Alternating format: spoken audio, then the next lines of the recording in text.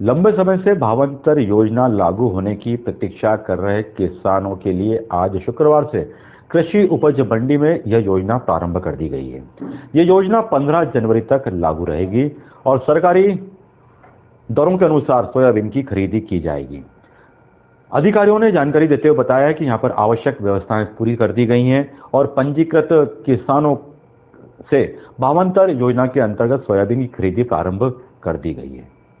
वहीं किसानों का कहना है कि इस बार जो दरें तय की गई हैं वो काफी कम है, साथ ही मंडी के अंदर आवश्यक सुविधाएं भी उपलब्ध नहीं कराई जा रही हैं।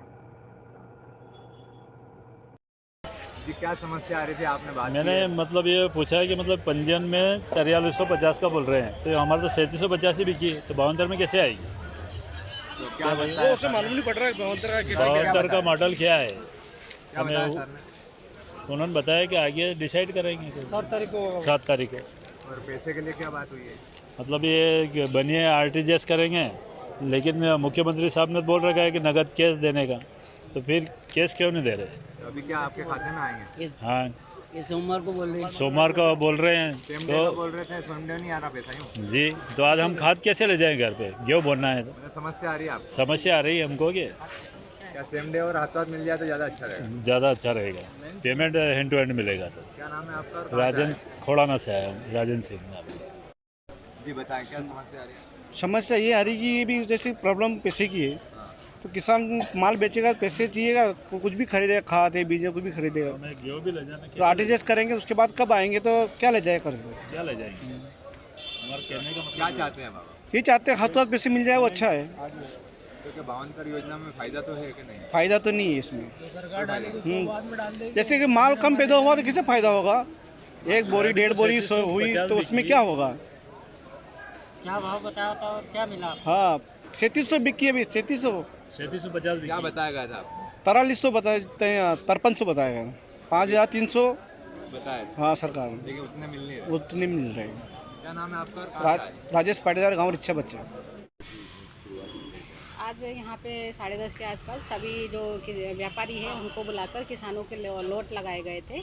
उसमें भावांतर की खरीदी चालू की गई है, जिसमें लगभग 15 से 20 किसान जो हमारे हैं वो समर्थन मूल्य पे या भावांतर पे जो खरीदी होनी है उसमें आए हैं। कुछ किसानों का भावांतर का आने के बाद जो पलट रहे हैं नाम को तो कैश चाहिए पेमेंट, उनके लिए क्या रहेगा? उसके लिए जैसा भी शासन से निर्देश आएंगे उसके अनुसार कार्य किया जाएगा।